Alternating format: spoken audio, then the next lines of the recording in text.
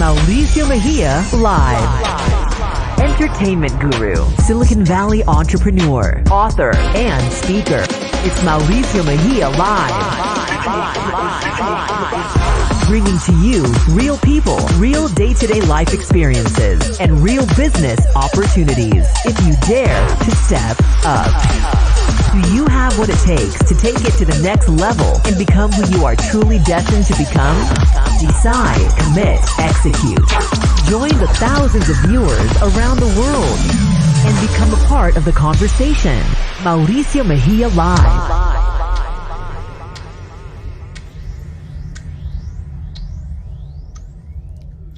Hello. How is everyone feeling today? We made it, episode number 3. Welcome to Mauricio Mejia Live. This is season 2, episode number 3. And we've had an exciting kickoff to the show. And I just want to thank everyone that has participated, has just been supportive and has been continuously sending some great feedback and just, again, very supportive of the show. Everyone asks, why do I do this? It's again because I want to have a great conversation. I want to be able to share the experiences. And we do this every Wednesday, 6 p.m. on the West Coast, 9 p.m. on the East Coast, live on Facebook and YouTube. And tonight's guest, and actually tonight, we're back on Latin Live. We're going to be broadcasting on Latin Live Los Angeles tonight because of our guest. So today we're broadcasting live from Silicon Valley, from our new headquarters, new studio in downtown San Jose, the heart of the Silicon Valley. We have a great season planned. We got some business and real estate ventures that we're going to be talking about. We're hitting on the political climate right now. We're going to be talking about stocks, cryptocurrency, entertainment, and lots more of just different things that we're going to be touching base on. I'm excited to introduce tonight's guest. I've had the privilege actually to meet this person and to really have had some great conversations with him. And while we're waiting for him to get on board, I'm going to do a little background on him. We're supporters of him. He ran for City Council of Los Angeles, and we supported. So I'm excited to introduce our guest. He's a former senator, pro tempore of the state, Los Angeles District 14 Council Member Kevin De León. He's going to be joining us this evening. But before that, I want to give thanks to our mayor of City of San Jose, Mayor Sam Liccardo, who joined us last week, and we had the privilege to talk to him about the current state of San Jose, what's the COVID, what's been happening during COVID. What some of the plans, what his initiatives that he's pushed, the Silicon Valley Strong.org organization, and the fact that there's resources out there to help us through what we're currently going through. I mean, this is definitely not easy. It's been a disaster to the hospitality industry. And for those of you that know my background, 25 plus years in the entertainment, restaurant, bar, lounge industry. And to see it just get decimated by this pandemic has been it's been a complete disaster. So for the mayor to join us last week from his busy schedule and to share with us the resources and to be able to guide our community and give the resources, we want to say thank you to him and the staff for making it possible. And again, it isn't easy to be able to grab a politician or someone in the political world to be on the show. So it takes a lot of hard work and effort to make it happen. So I want to say thank you to my team. We definitely we put some thought into this and make sure that we can provide the hold on for a second. I'm trying to get all the bells and whistles here dialed in. Just to get everything organized so that we can have a great conversation. So while we're waiting for the council member to join us, I want to give a little background. Kevin Alexander León, known professionally as Kevin De León, he's a politician serving as currently right now as Los Angeles City Councilman for District 14 since 2020.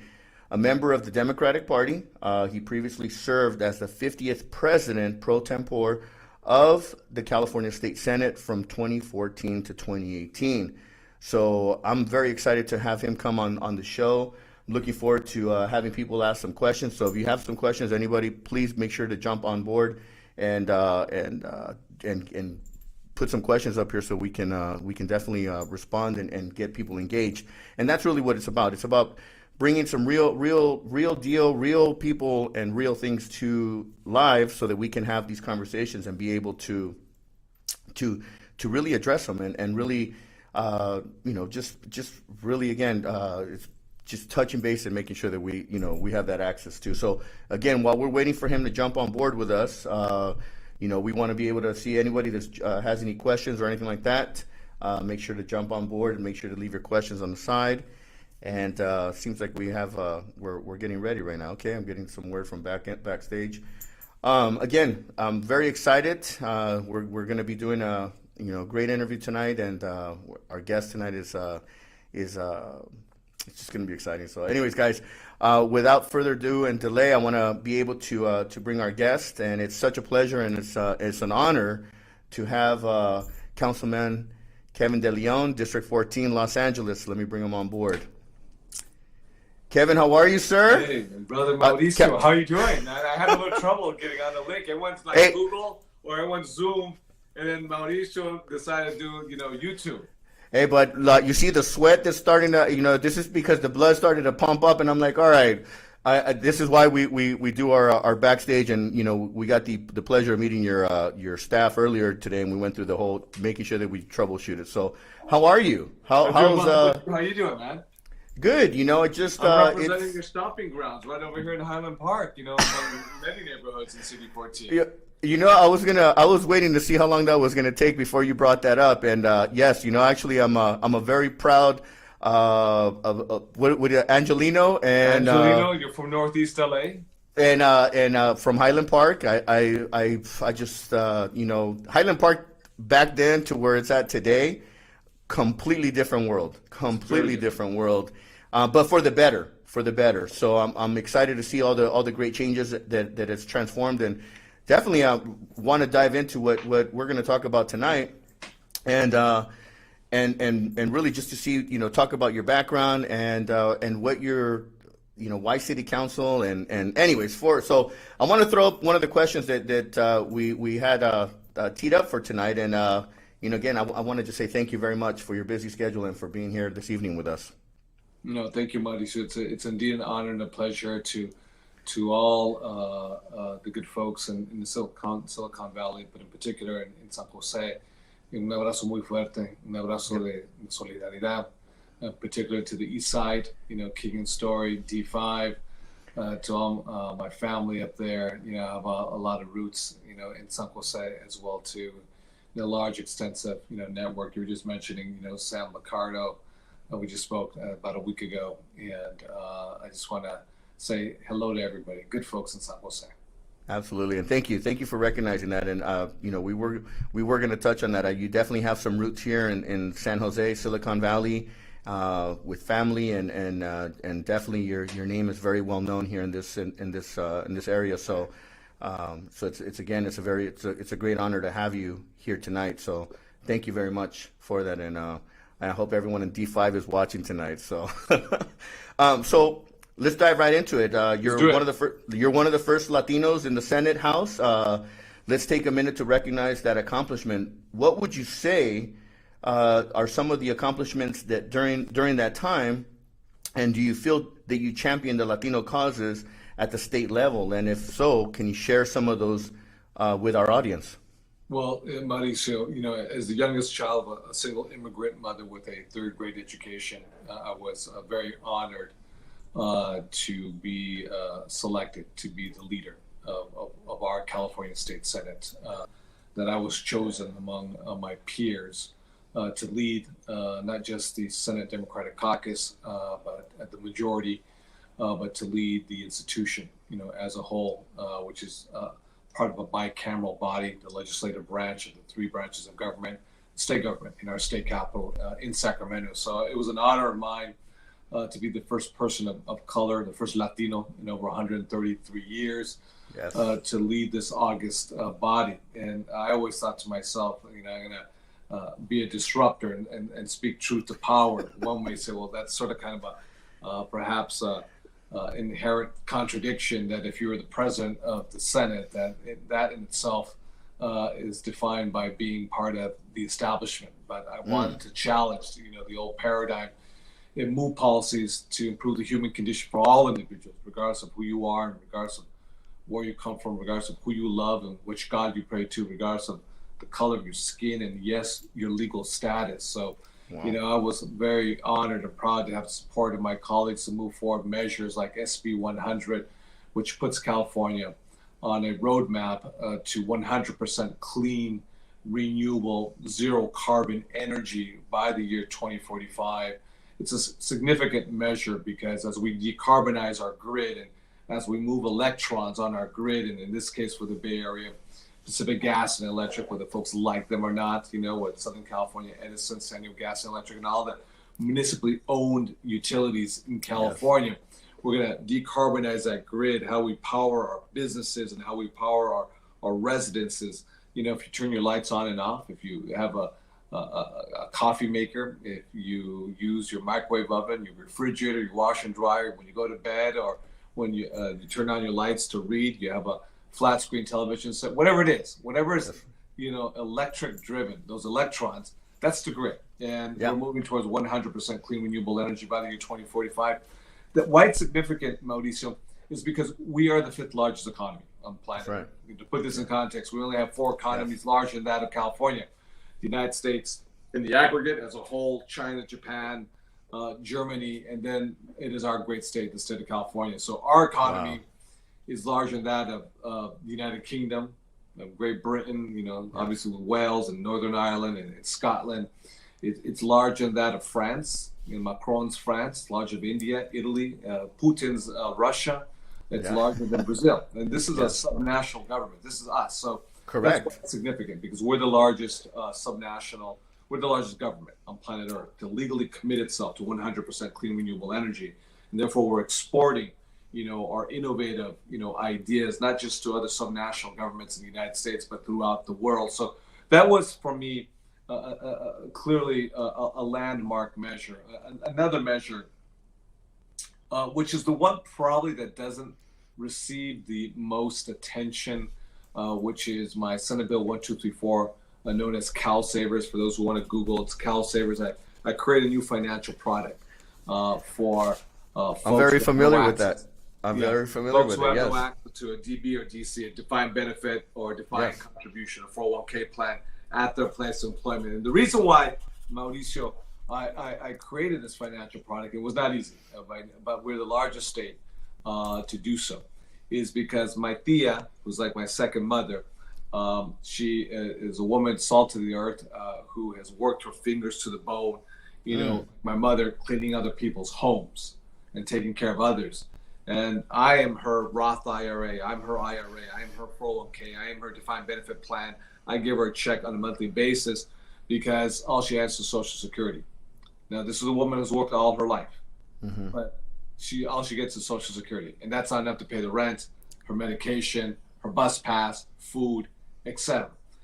So I realized that my aunt's story is not a unique story, but it's a story of tens of millions of Californians, if not, tens of millions of Americans, and especially for women of color, Latina women, immigrant women, Asian American women who, when they retire, they don't retire because they have their portfolio assets with Charles Schwab or T. Rowe Price, and they have, aside from, investment assets, they have property. They retire when their bodies physically give out, their arms or their shoulders, their waist, their back, their legs. And when they no longer can physically work, then they retire, they're forced to retire into poverty. And I think that as one of the wealthiest states, clearly the wealthiest state in the wealthiest nation on planet Earth, that it is, undignified to have these women who raised us, these women who protected us, these women who fed us, for them to work all of their lives only to retire into poverty. It's undignified. It's profoundly disrespectful. So I created a new product, financial product. It's very complex. I won't get into the details unless you want me to or ask questions. but it's Cal Savers program. It's retirement security. It is automatic enrollment, automatic payroll deduction, and that's the key. Behavioral change is that when you have automatic payroll deduction and therefore automatic investments, and we have an investor who comes in and requests for a proposal through the whole process, you forget about those things. Correct. Over the course of time, you don't know that money is being deducted, but you see a nest egg that's starting to grow and compound, Compound. With the right investments. Correct. Right? Correct. That has a huge impact on working families, particularly Latinos being the largest demographic in California. And lastly, I'll say this. When Donald Trump became president in 2016, in the fall, he made it very clear that he was going to come after our Latino immigrant families. Yes. He didn't telegraph it. He didn't, send smoke signals or sort of kind of do, hand signs. He made it very clear. Yes. If I'm elected president, this is what I'm going to do. And you know what? He followed through clearly on his promises to the American electorate, or at least those who voted for him, who followed him faithfully and passionately. He caged our children. Yes. He unleashed, ICE agents into our neighborhoods.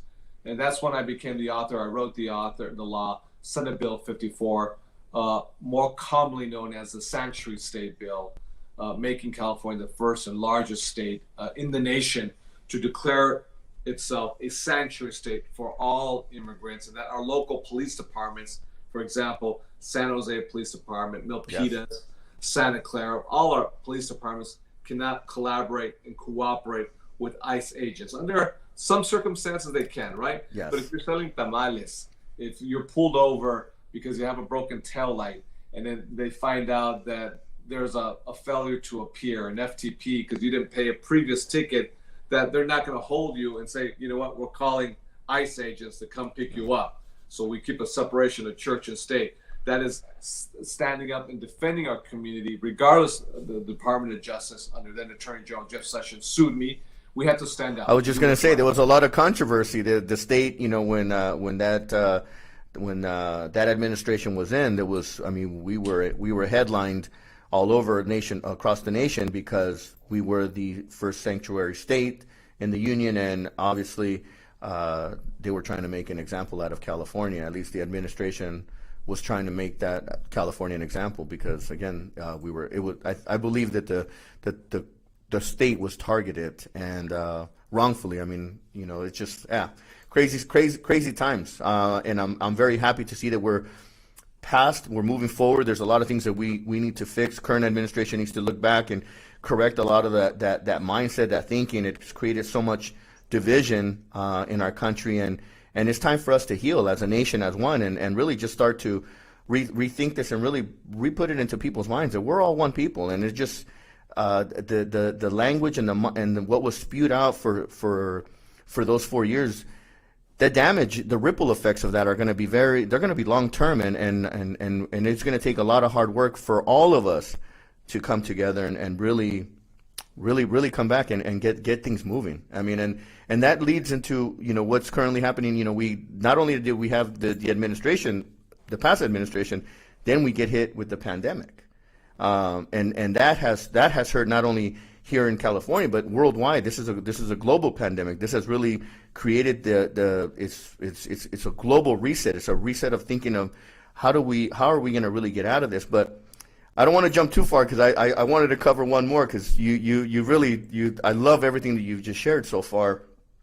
Why council? You left from state senate, and then now to council, and again, I lost the district that you're in. I pulled it up on the map. That's a huge district, Kevin. That's not a small district. That's a lot of responsibility on your shoulders. And why from that? It's your commitment to serving. Well, I can tell you this: it was an honor of a lifetime to be a state senator and to serve as the leader, as the president of the state senate.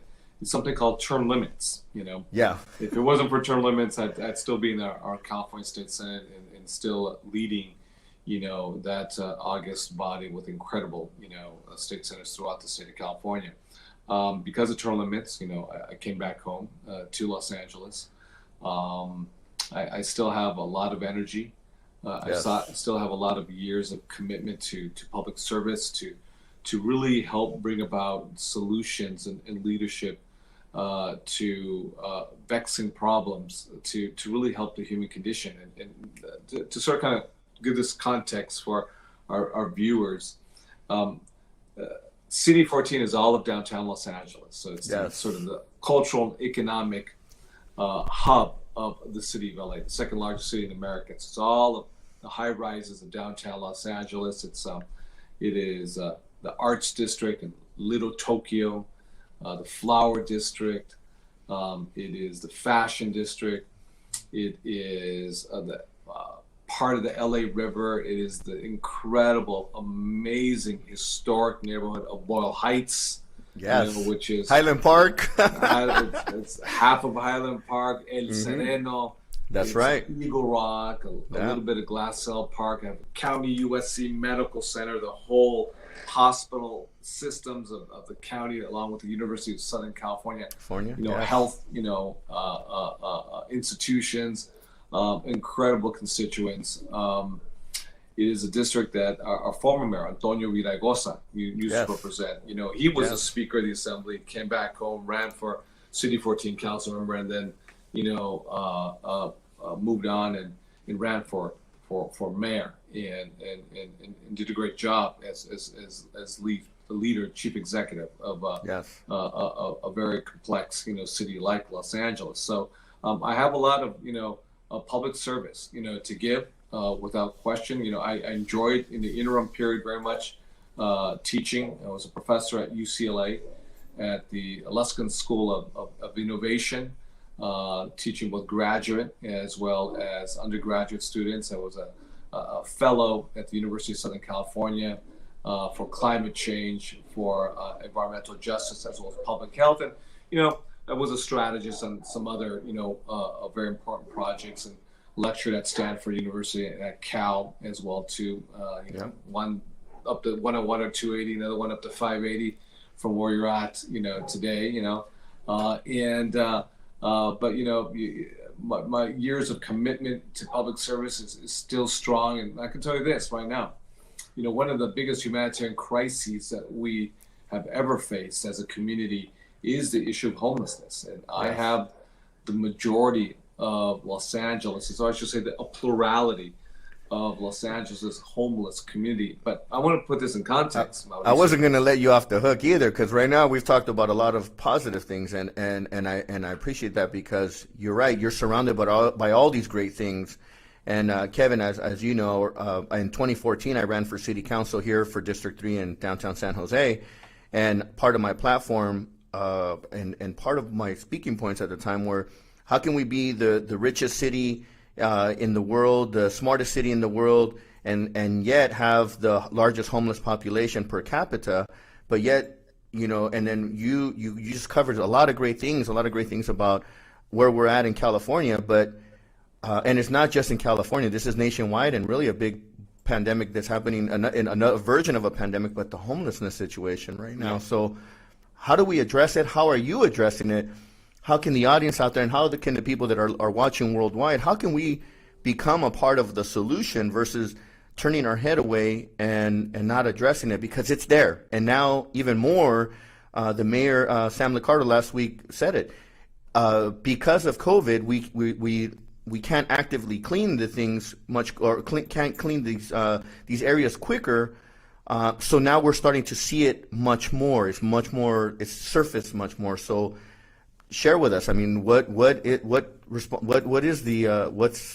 kind of the game plan here? Well, Mauricio, let me say this: it's shocking, and leaves an indelible mark of shame that one of the richest cities in the world, Los Angeles, has so many unhoused individuals. On any given night, we have more than 41,000 men, women, and increasingly single mothers with children sleeping on our streets, our sidewalks, our alleyways, our parks, in their cars, in their RVs. And if LA is the epicenter of homelessness nationwide, then CD14, the district that you're from originally, is ground zero. I have more unhoused individuals in CD14 than the entire homeless community in the city of San Jose, Oakland, Stockton, Fresno, San Diego, Chicago, Houston, Phoenix, Miami, Washington, Pittsburgh, Cleveland, Cincinnati, Baltimore. Now, I'm not comparing apples to apples. City. No. I'm comparing CD14. It hits me at home, so I apologize. But it just doesn't. I can't fathom the thought to think that we have such amazing minds and we're doing such amazing, great things in this world, and yet we have this. It's really just sad, and it tears me apart to see the pain and the suffering that's out there when it shouldn't, in my mind, it shouldn't be happening. Yeah, no, I agree, Mauricio. Let me say, root causes, a combination, from institutional racism to deep-rooted cyclical generational poverty, stagnation or stagflation with regards to the price of goods and your check that you take home, and it just doesn't meet all the demands to pay the rent, to pay for food, to put food on the table, clothes on your children's back, and all these other expenses. You've heard this on numerous occasions. Yes. Many of us are 1, 2, 3 checks away from, if God forbid we don't have a family network, to step up and help us when we need it.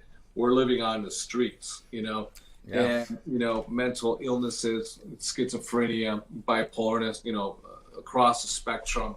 The issue of drug addictions, in Skid Row, I can say, heroin and crystal meth, those, root causes we have to tackle. But let me tell you something that's not difficult and complex. It actually is, but it shouldn't have to be, which is, I don't think you can cut corners. You can't cheat. If we want to have a profound impact on our unhoused community members, our friends, our neighbors, our loved ones, we got to do housing. You have to have housing. Absolutely. Absolutely. They're homeless or they're unhoused because they don't have a roof over their head, and whichever form or shape that's manifested. Now, I'm agnostic, whether it's prefabricated modular housing built at a price point that's economical, that we can use, for example, government, real estate. We know real estate is such a premium, whether it's city, county, federal, state government, whether it is program home key, where we purchase distressed, fixed assets because of COVID-19, the lack of tourism, vacancy for over a year. Folks want to load that off their books, and if we as government can purchase at a good price point distressed fixed assets, program home key, then let's convert temporary shelter into permanent shelter, whether it's a scattered site approach, which is all the vacancies, for example, in the city of San Jose and the surrounding communities, and we as government are the master leaser. It's a master lease. So Mauricio, because of his credit score, because of his inability to put down a down payment, and all the other stuff that's happening with Mauricio, right? That's going on, right?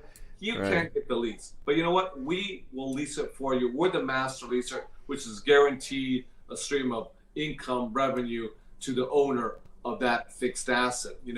Whether it is the acquisition, the fancy words they use in the vernacular of city council members and the bureaucrats, they call it redaptive reuse or adaptive reuse, which is a fancy word, going and buying a building and converting that building into a livable, quarters, conditions, residencies, all of the above.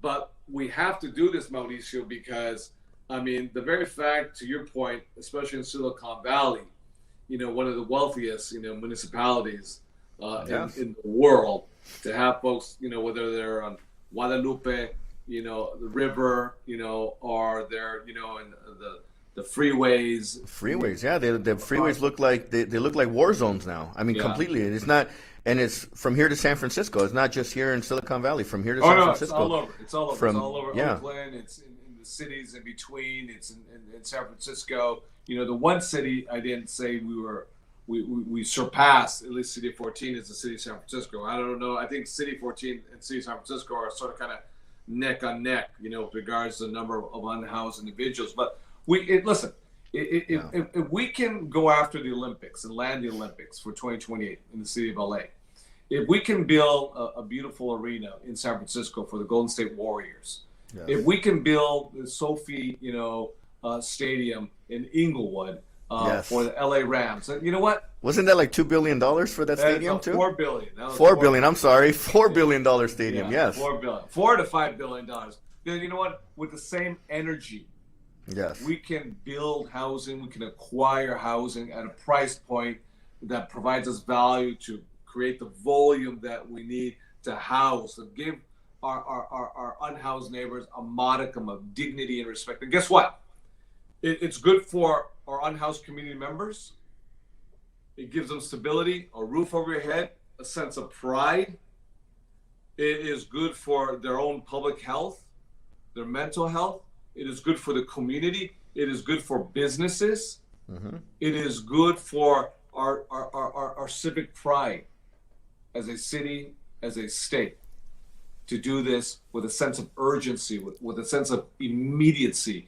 Again, hey, this is California.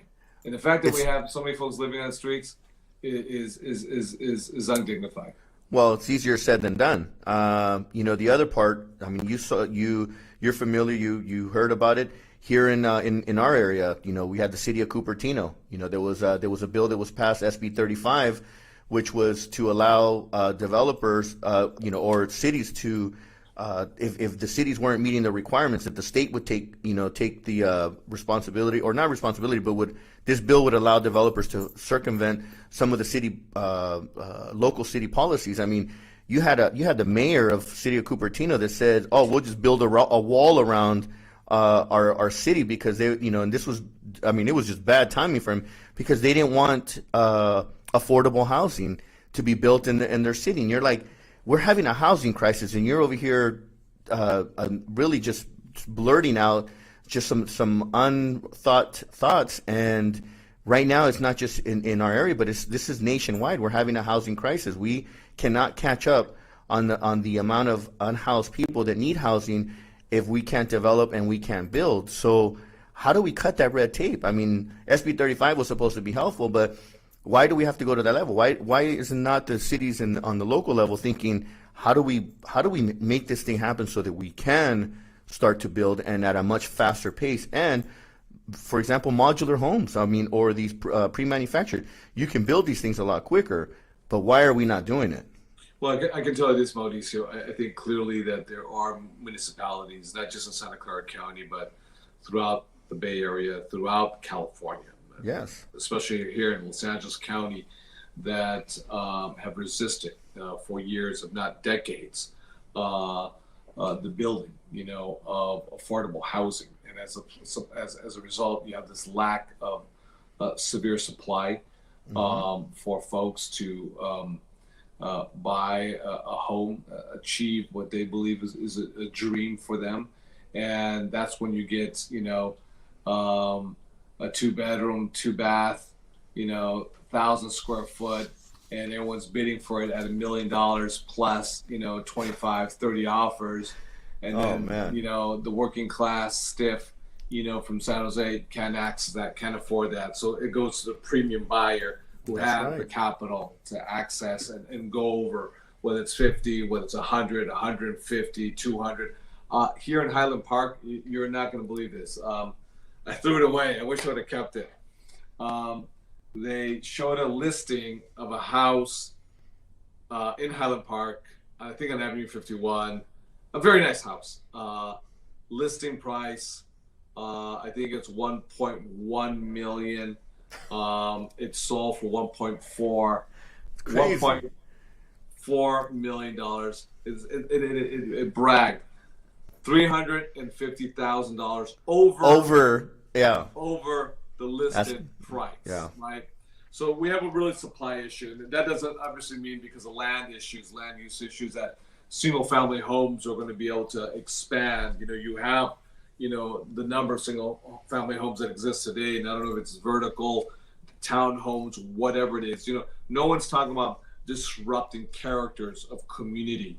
But everyone really does have to step up. Yes.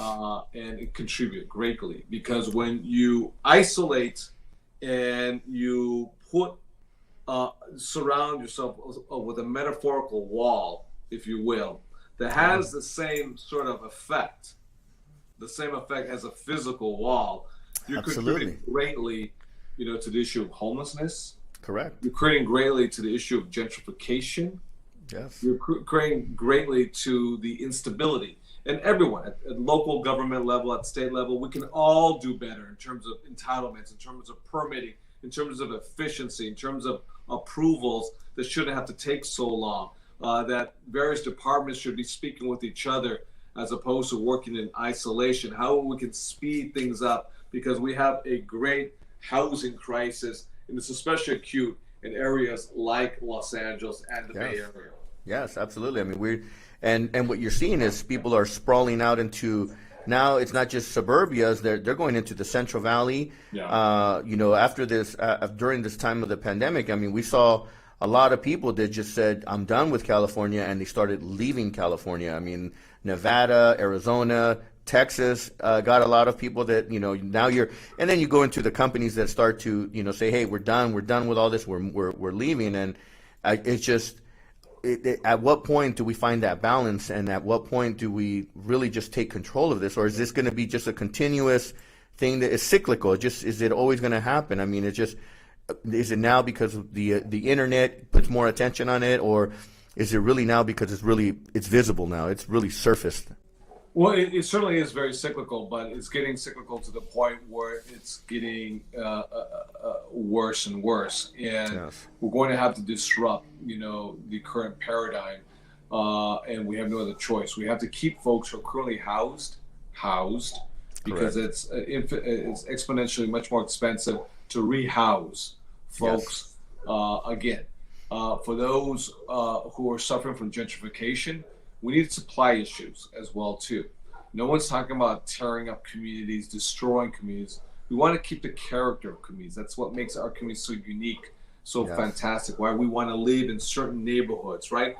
But you're going to have to create much more supply. There's just no other. Something has to give.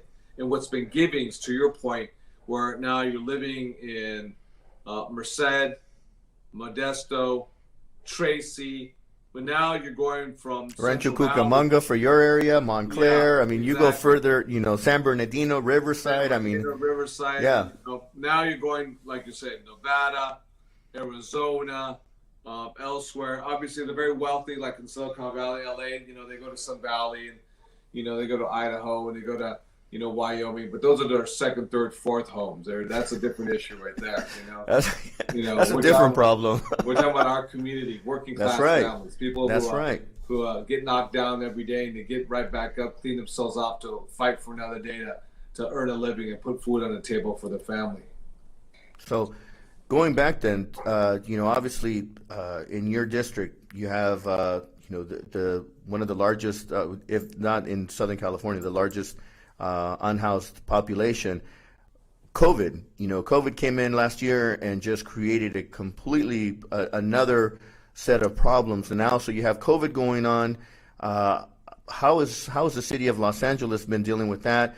With not only the unhoused, but then you have the balance of all the small businesses, all of the different communities. I mean, you have a lot going on, Councilman. So, like, how do you process that and wake up every day and say, all right, this is how we're going to tackle this? I mean, again, what's the game plan here? How can the community, how can people get involved as well? How do we change that mindset? Well, I can tell you, it's a confluence of seismic, earth-shattering events that we never thought in our wildest dreams we could even fathom. Whatever hit us. This is a profoundly inflection point, and it's like a tipping point. We're in a tipping point. But global history. Yes. this has impacted multi-generations. Yes. And there are inflection moments, in our lifetimes. For some folks, watershed moments were the great generation of World War II. Others, it was the baby boomer generation. Vietnam War. It was Watergate. It was Nixon. For me, a watershed moment was Proposition 187. That's for me as well. Immigrants, where sort of I cut my political teeth, and it was my political awakening. For Generation Z, Generation X, for the millennials, for baby boomers, for those older than baby boomers, this profound watershed moment because of the global pandemic, SARS-CoV-2, and the actual disease, of the coronavirus, COVID-19. This has devastated, all of our communities. But in particular, it has had a disproportionate negative impact on Latinos more than anybody else in terms of infection rate, in terms of mortality. And this is the difference. Listen, if you live on the east side, in comparison to someone who lives in Mountain View or Los Gatos, you don't have a 3,000, 5,000 square foot home to sort of nestle, sort of hibernate, isolate safely. Front yard, backyard. You have the internet, so you can Instacart, Sprouts, Whole Foods, whatever you want. You want other food delivered to you, you can do it on your app right away. If you're on the east side, or if you're in Boyle Heights, you live in very dense neighborhoods. Yes. You live in neighborhoods with a lot of, internal combustion vehicles and freeways. So respiratory issues become even much more acute. You have multi-generations under one roof. You have los abuelos, los padres e hijos. You have lack of access to quality healthcare. You don't have an HMO, PPO. You don't have Blue Shield, Blue Cross, Health Net, United Healthcare, Kaiser. Your HMO, your PPO is VMC, the Valley Medical Center, or County USC Medical Center right here in Los Angeles, right? So, and guess what? You're an essential worker. You have to work, because if you don't work, you run the risk of an eviction. In short of the eviction moratorium that's currently in place, if it wasn't for the eviction moratorium, we would have so many Latino families living out on the streets today. Yes. No, we would have a revolt right now. This would be the disaster that I could just imagine. We can all imagine if it wasn't for this moratorium. It would the streets would be crazy right now. I just can't imagine. The heartbreak of mothers and fathers and children living on the streets, because the powers, because of the global pandemic, says we don't want you to leave your house, we don't want you to work, shelter in place. I do believe that we should have had policies that would provide a financial stipend for folks to put food on the table, for folks to pay for that roof over their head. And then we also have seen the ugly, raw inequities that we always knew existed, but Correct. It was exposed 10x. Yes. Right? Even more so during the global pandemic, where in the cradle of technology, Silicon Valley, you have kids who don't have Wi-Fi connectivity. And same here in Boyle Heights and other areas, very similar, whether in the Central Valley, Imperial Valley, Santana in Orange County, Logan Heights, where I grew up in San Diego, Fruitvale up in Oakland. Yes. It's a violation of our human and civil rights. The COVID-19 has clearly exposed in a very raw, ugly way these fissures that exist in society. So the important thing is this, and then we won't have time to get into it today, but how we move on and how we correct these deeply structural, institutional inequities. Yes. How do we transform our economy? How do we transform society so it's inclusive of everybody, not just somebody? Correct. Wow. Amen. Yes. I mean, we need to begin, and it needs to start now. And I think going back, and we don't want to look back. We want to look at today and moving forward. But had we had the leadership on a larger scale to direct us, I think that this pandemic, we would have handled it, especially being the United States and the leader that we've been on this planet, and globally, just the leadership that we've always portrayed. I think we would have had a much better outcome than we are now. And then, of course, then everyone starts to point fingers at each other and start blaming each other for what they could have, should have done, and now we're here. So we need to begin the healing now, and we need to bring our communities together, and we need strong leadership. And we believe in you. I believe in you. I believe, that your leadership is going to not only take the district, but it's also going to take Los Angeles. Is going to your other colleagues, the other council members are going to be able to follow and really take on you have a lot of experience. You bring it to the table, Kevin. I'm excited to see your success. I mean, I'm really looking forward to it, and we're going to be watching because, we want to be here to be supportive and not only down there, but we want to learn from what you're doing in a big city so that we can bring it to our cities here in the Bay Area and really implement and start to. Yeah, absolutely.